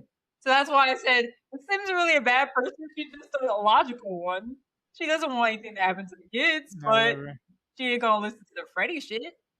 She's not open-minded. Right, she's not open-minded. That's her one flaw. So Nancy then asks Gordon, what are we gonna do now? Like we don't even have access to these kids anymore. So they go, nah. So we go to Gordon. He's alone for once without Nancy. So he is packing his car to leave. He's been fired. He's leaving the hospital. But then he notices the nun, and she has disappeared. Like she appears and disappears really quickly into an old abandoned tower right above him. This is where probably Philip threw himself off of. He follows after her. He enters an abandoned wing of the hospital, and then he finds her lighting candles in the corner of the room. She stands up and tells them this is where it all began. This is where they held the criminally insane, like the people who could not be helped. They were locked up here like animals. She talks about how a young girl was locked up in the room by accident. And this is where I think this is the first time we really hear about what happened to Freddy, like his origin story. Like, what do they call it? His villain origin story. Right. So she talks about how a young girl got locked up in the room by accident over the whole holidays. Nobody noticed. And she was kidnapped and raped by all the inmates. When she was found after the holidays, she was pregnant with a child. And he's like, oh my God, that's Freddy. And she's like, the bastard son of 100 maniacs. So that's his hood name. He inquires about laying him to rest. Like, well, how am I supposed to do that? I know you told me before we have to put his soul to rest. She said you have to find the remains and bury him in hollowed ground. Man. And then she dips out of there. But then before she leaves, she says, if science is your only faith, my dude, you might as well die. I don't remember what she says. It's along those lines. Like, you better start believing in more things because that will be the end of you. This is a nature versus nurture debate. You couldn't nurture Fred to become a really outstanding citizen. He just became a child abuser. Right. And also sometimes I don't know. But let's move on. So anyway, so I didn't feel like getting into that. Nancy I'm surprised she's allowed to be in the hospital near one of the kids, but she's sitting in the hospital in Joey's room. And she says she's holding his hand. And then she says out loud, let go of him, you bastard. Freddy Krueger replies by scratching, come and get him, bitch, in Joey's chest. Yeah, he just sliced that in his chest and stomach. I was like, dang. Right, I'm like, is that permanent? Because, or do we think Nancy is sleeping? No, this is happening, I'm pretty sure. I don't know. You know, these movies like to blur the line. Maybe she fell asleep for a second. Why wouldn't he see Fred do this? Oh, you would literally see Freddy. Right. Okay, fine, Jonathan. You're right. Maybe he wanted to be invisible in that moment. Anyway, Dr. Gordon and Nancy discuss later. Where are they at? They're driving together somewhere. I think they're in the car. Like, they hang out way too much. Dr. Gordon Huh? They're going to the bar, right? Yes. Well, not at the moment. No, they're not going to the bar. But they will be going. They stopped jumping the gun. Dr. Gordon and Nancy discuss what the nun said about burying Freddy Krueger's bones in hollow ground. And Dr. Gordon asks who would know where his remains are. And she says, only one man would know. And that's when they make their way to the bar, Jonathan. I don't think they're already Yeah, going to yeah, the right. bar. You're right. So Kristen is freaking out because she's about to be sedated. She's doing the same thing she did towards the beginning of the movie where she was like throwing shit around. And the orderlies are holding her down and but Sim banishes her to the quiet room and she will be sedated. So it's like, well, she already put out that order that everybody was getting sedated anyway. So I Yeah, don't understand what's the surprise? why it was only Kristen who was getting sedated. Everybody should have been sedated and the movie should have ended because they all died. Oh But yeah. anyway, All right. she's going to be sedated only, just her. She screams, "They're killing us, you bitch!" There we go. Back to the bar. We're at Great the bar. delivery. We're at the bar. Nancy approaches her drunken father. He's now an alcoholic. Lieutenant Thompson, played by John Saxon, same actor who played him in the first movie. He is surprised and happy to see her because, again, they have a strange relationship. They haven't seen each other. She went to school. They stopped talking. She lets him know that Freddy Krueger is back, and he doesn't believe her. And we find out that's pretty much the reason why they don't talk. Because even after everything that happened, he still doesn't really believe that any of this is true. So Gordon backs her up and says, like, no, this is what's happening. You need to listen to your daughter. And Lieutenant Thompson is pretty aggressive with him and says, I don't really know you. We haven't been introduced. So why the hell are you talking to me? He doesn't want to help. Anything having to do with Freddy Krueger, can you just let it go? It's over. Done. Your mother just died in her sleep. And he basically, Jonathan made a comment, like he basically says, it was good to see you, baby girl. Don't stay away too long. Turns his back. Like, we're done This is talking. crazy. And so she runs away in her dramatic white girl way. And so Dr. Gordon, while he runs after her, he gets a page on his beeper and it's the hospital. So kids, there's another artifact. When you wanted The to beeper. contact someone 911 for an emergency, you had to beep their beeper so that they could see who called and call you back. It's a lot of work. That's a lot of work. So he realizes it's the hospital. He calls back the hospital. Taryn is another old thing. She has to stand by the payphone in the hospital to get the call. So it's Taryn. She's waiting at the phone. She lets him know that Kristen's in the quiet room and she's in danger of getting attacked by Freddy because she's sedated and alone in the room. So Dr. Gordon tells Nancy that we have to go help the kids. And so you go, I'll deal with your father. I'll just manhandle him real quick and make him come with me. So they separate. He goes over to introduce himself, like Lieutenant Thompson wanted, and then yokes him up. Like, you're coming with me. We have something to take care of. So we go back to Kristen, who's in a quiet room. She's falling asleep in the quiet room, and I guess we say it's quiet for her. No, she's not gonna die. But she could die. Gordon, Jonathan didn't like my joke. It was weak. All right, it's fine. So Dr. Gordon pulls up. Dr. Gordon pulls up to a church with Thompson in tow to grab some holy water just in case. And he also steals the cross. And while he's stealing the cross off the wall, the priest catches him in the act, and Gordon gives him his driver's license as collateral. It's just a funny scene to watch the priest be like, "What do you?" He must need it. It's fine. So Nancy arrives at the hospital. Max is blocking her entrance because she's been banned from even talking to the kids. Like, she's not supposed to be dealing with them at all. And he refuses to let her in because ever since she's arrived, even more kids have died. So he's like, no way, you cannot see them. But he caves. She asks, like, can I just say bye to the other kids if you won't let me see Kristen? And he's like, fine, you got 5 minutes. I'm Man, like, Max, you're you really trying suck. to lose your job, dude. What are you doing? So we know Max, she ain't going over there for 5 minutes. She's not going there for 5 You're minutes. not doing your job, Max. Right. And fast forward to the end of the movie, we're gonna lose 2 more kids. So good job, Max. So they're all the kids are happy to see her, but they get right to business to figure out how to help Kristen and Joey because Joey's still in the coma, hanging out with Freddy, and Kristen's about to hang out with Freddy too. So Dr. Gordon and Thompson pull up to the Penny Bros Auto Salvage, basically a junkyard. Thompson pops open the gate. He directs, Gordon, to go deeper into the junkyard because that's where we're gonna find the remains. This is so crap. Right. It's been 6 years. You're gonna find the remains in a junkyard. 6 years has passed. Right. None of the cars have been squashed up and thrown out yet. They're still all there. Whatever. Jonathan, let it happen. All right. Okay. So Nancy and the kids, because the whole point of putting it in the junkyard is that we would hope that the bones would be crushed and gone by now. But anyway, so Nancy and the kids go into the group room where they have group, and Nancy prepares them to go into a group sleep to save Kristen and Joey, so they're going to do that hypnosis thing again. They're hesitant, of course, because they are basically putting their lives at risk by purposely falling asleep to go meet up with Freddy. But they decide they want to try to defeat Freddy. There's no other way. We're still gonna have to deal with him one on one if they don't do it. So they're like, let's do it. And Nancy reminds them, like, try to stay together. Well, she says stay together as if they're gonna have a choice. She's like, stay together. That's the only way to defeat him. So what do you think Freddy's gonna do? Separate him. But Right. anyway, we'll get to that. She leads them into hypnosis. She tells them they will all be in the quiet room with Kristen when they wake up. Quotations. They meet up with Kristen in the quiet room and they all happily reunite. They wonder where Freddy Krueger is, and he's like, I'm here, bitch. He didn't say that.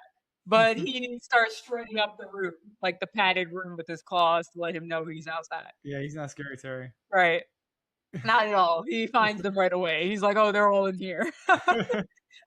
So as he's shredding up the padded room, feathers are all over the room. So the feathers transition Kristen into her own personal dream.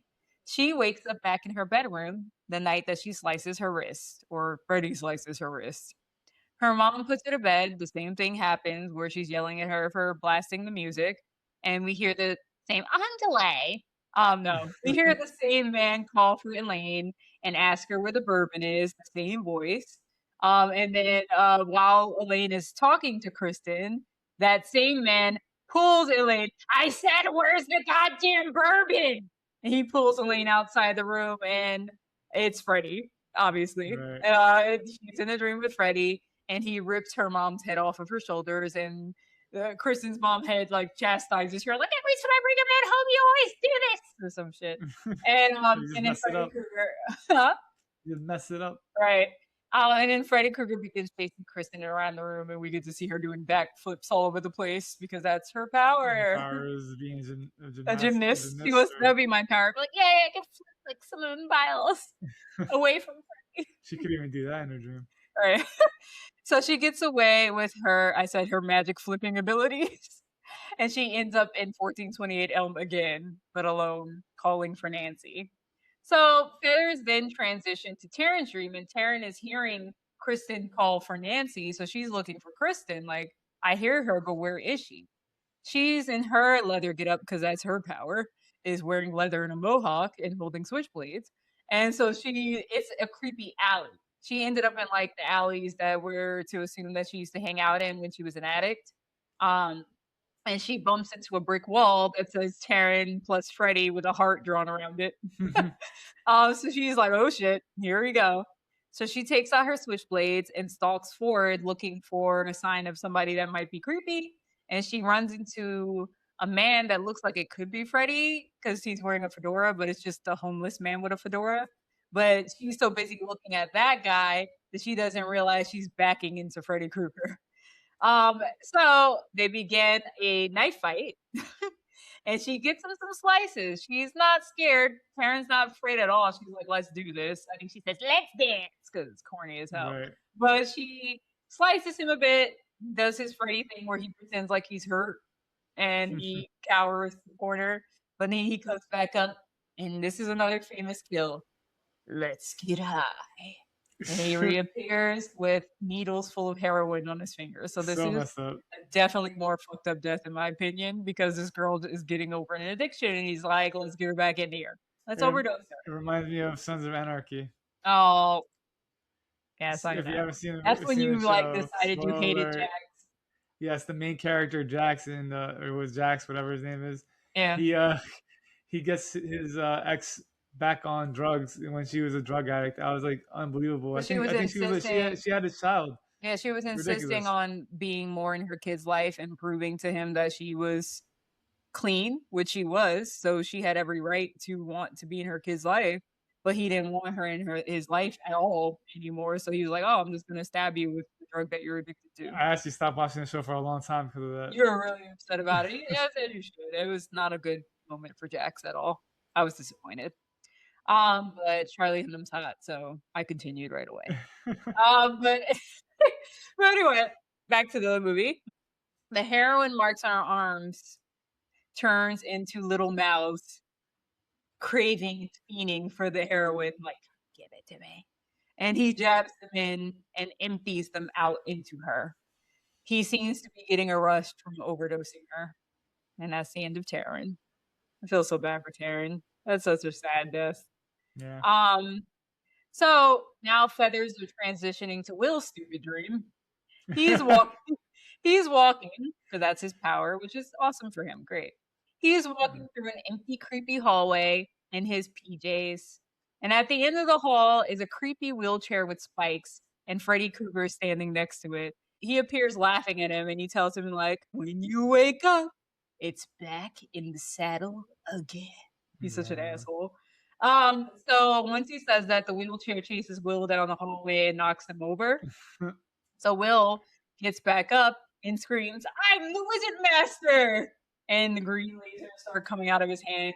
And he gets excited because Freddy starts like to keel over like he's being affected by it. And he gets closer. He's wearing his Wizard Master costume. Oh, man, you couldn't do more.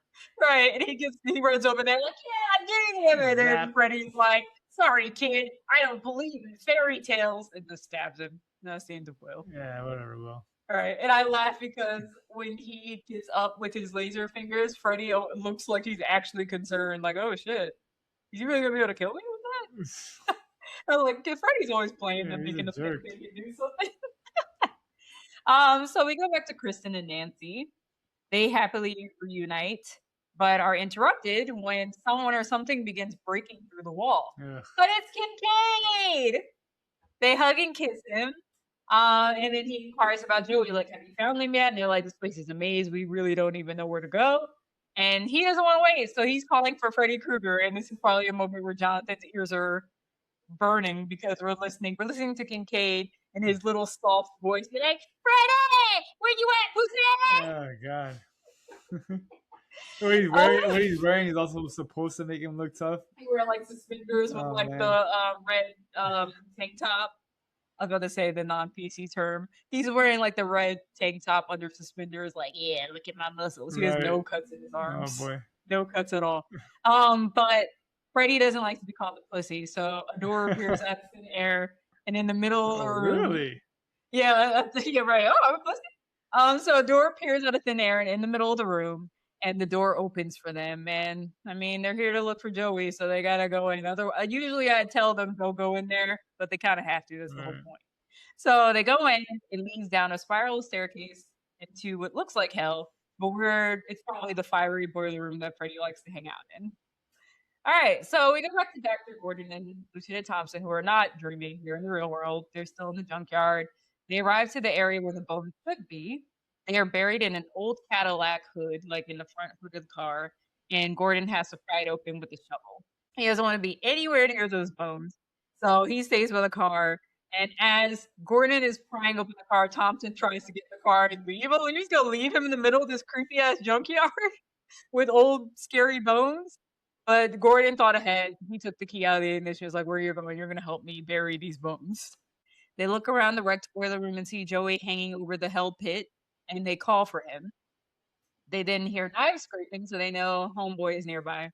Freddy Krueger goes over to Joey and begins undoing his tongue straps so that he could fall into the pit. He's like he wanted to come down there just to see Joey die. So they run to him and they catch him just in time. And then Freddy Krueger attacks them, obviously. He's like, great, I lured them into the boiler room. They all fight back in their own way. You know, Kristen's probably flipping all over the place, doing karate kicks. Right. Kincaid's using his strength to fight him. But he gets bested by Freddy because Freddy picks him up by his neck and he holds him up. And Nancy has to pick up some random pole in the boiler room and stick it in Freddy's stomach. Right. So he's still strangling Kincaid with one arm and taking out the pole with the other. And you think he's hurt, and then he laughs and he takes it out, licks his own blood off of the pole. This guy really is disgusting. I was like, this is still a dream that he has total control in, and I was just like, why do you think you were able to defeat Freddy in the dream? Right, like not even Nancy did that. Nancy took him out of the dream. He's probably just trying to slow him down. Like Kincaid is getting choked to death. So he's like, I got to do Yeah. something. I was going back to the first movie of how she defeated Fred to begin with. She took him out of the dream. Right. But the goal of going into the dream was probably at first to get Joey. Okay. And Yeah. then I maybe see. they were going to lead to taking him out later. So yeah, you need to make sure they focus on Oh slowing him wait, down. something else, because usually they set an alarm to get him out, but Kristen has the ability to bring them in and take them out. Gotcha. Yeah, So they probably needed to get him. that makes more sense. They didn't really talk about that, but that's what I'm assuming. So he licks the blood off of the pole. He then rips his sweater open. He loves doing this. He's like, "Look at the souls of the children," and then you see like the children's heads that he's killed Yeah, you see popping the up in his characters nasty from the movie. chest. And he exposes them. He shows them like, look at all these people I collected. You'll be here soon. Aren't you excited? And then he realizes, wait, hold up. Something's wrong. Something's going on with my body on Earth. And then he just dips out Yeah, and like, I'll drops be right back. Kincaid. I'll be right back. I gotta take care of Oh, something. one moment. So we go to the junkyard. Lieutenant Thompson hears something Bullshit. moving outside. What? No, this is bullshit. What's gonna come up? So they start hearing the engines turning over on all the cars surrounding them, headlights going off. Something's going on, obviously, and they realize that something else is out there with them. So cars begin falling all around them, getting ready to fall on their heads. And Lieutenant Thompson tells Gordon, let's bury this fucking thing. Like, we need to just get this shit in the ground so this could stop. So Gordon goes to reach for the bones, and a skeleton hand grabs him. So this is obviously Freddy materializing as his skeleton in the real world. So Jonathan thinks this is bullshit.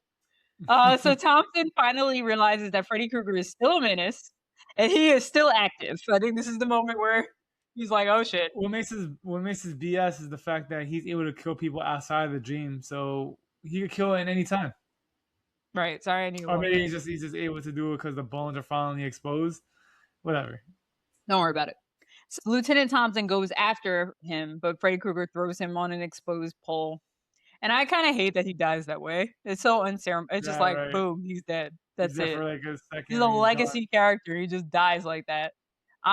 So then Freddy says, all right, let me get to the guy who's actually trying to bury me. And I don't know how he does it because I was typing, but he knocks out Dr. Gordon and thinks he's dead.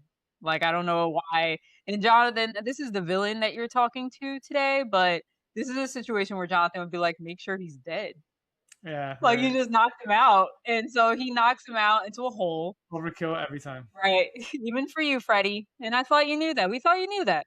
So he knocks Gordon into a hole and begins burying him halfway, not even fully burying him, just throw some dirt on him. And then he does this really, as a skeleton, he does this celebration. He's like, he lifts both his arms up and and then he very cartoonish way. In a very cartoonish way too. It just looks so stupid. And then all his bones fall into a pile, and he goes back into the dream. All right. So Freddy Krueger reappears in the dream in a hall full of mirrors as multiple versions of himself. He then starts beginning to come through the mirrors. He pulls Nancy in, and another one of him pulls Kincaid in, another one of him pulls Kristen in, but for some reason he didn't get Joey. So he doesn't pull Joey in, and Joey freaks out, and he screams at the top of his lungs. So what do we know about Joey? Jonathan, what do we know about him? We know that he likes to debate. Why are you fucking with me? He was a mute, so now in his dream he's able to speak. So we find out that his piercing scream makes Freddy Krueger cover his ears, and the mirrors break, and everybody falls out. So they declare that Joey found his dream power, and it appears it wasn't just getting pussy; it was screaming. It's like a banshee, and it appears it's all over. They I don't know why they think they defeated Freddy just because he screamed. Like, really? Come on. Really, Nancy? Come on. So, Lieutenant Thompson, as we know, R.I.P., he died, and the actor died in real life, R.I.P. John Saxon. Lieutenant Thompson died in this movie, and he appears already, red flag. Why is he coming into the dream world? He's like, I just wanted to stop by your dreams and say goodbye. So he appears to Nancy, all of them in the dream world, saying that he's crossed over, he died. And she heads over to her daddy. She believes it's him, and she hugs him. And what happens, Jonathan? Just based on how Tionne's sounding, this is not the father. Right. What does he do? Who is it? It's Freddy. And what does he do, Jonathan? He stabs her in the stomach with his knives and screams, "Die!" He's pissed at Nancy. He's like, "You fucker! If I had killed you before, you wouldn't have been able to tell them who I was." He does make things. She did make things difficult for him. Right. So he's like, "Die!"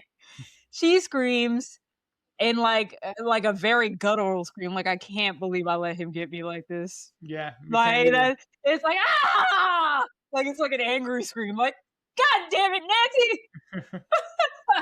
So and Dr. Gordon, it's so like painful that somehow Dr. Gordon hears it outside in the real world in the junkyard.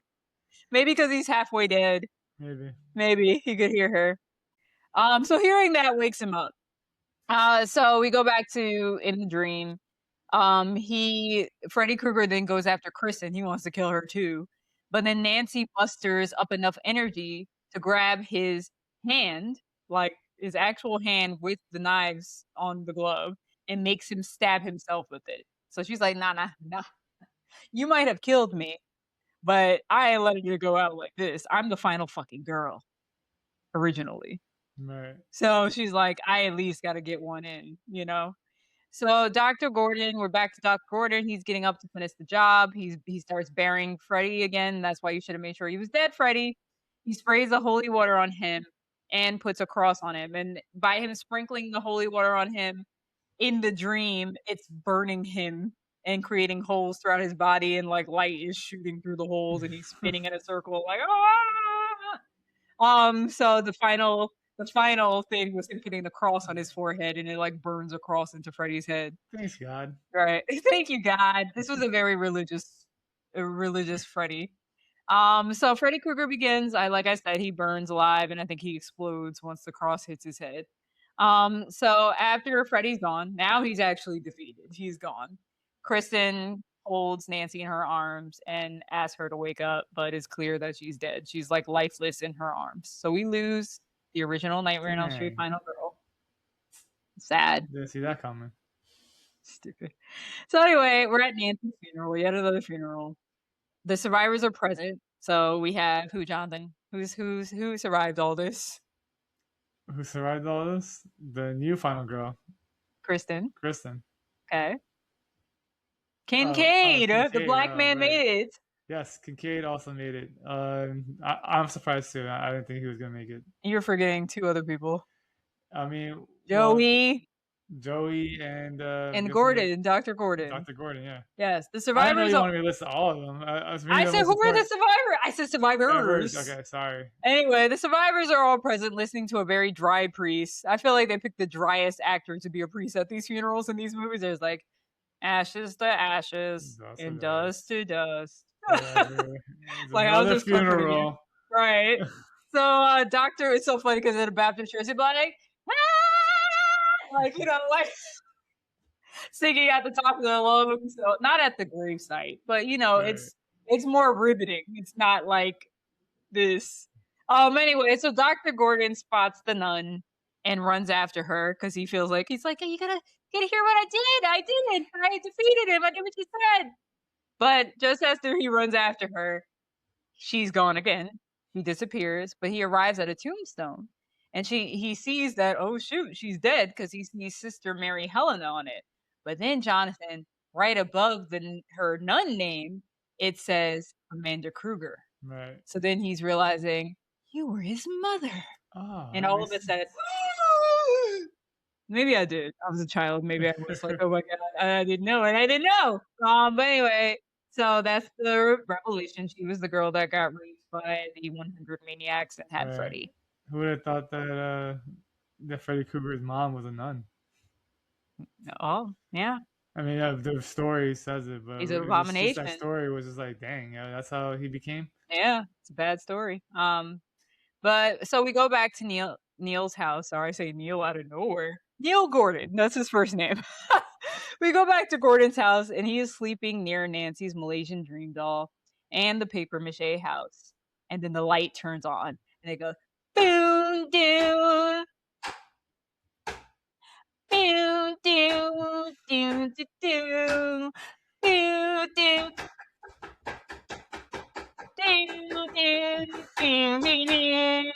Sorry, they play Uh, Dream Warriors. That's how it is. Jonathan's like, what's wrong? Yes, what is wrong? I've seen the movie. I can't even count how many times I've seen this movie. All right, Jonathan. After all that, and after all that, let's get into the review. Let's talk about our final thoughts.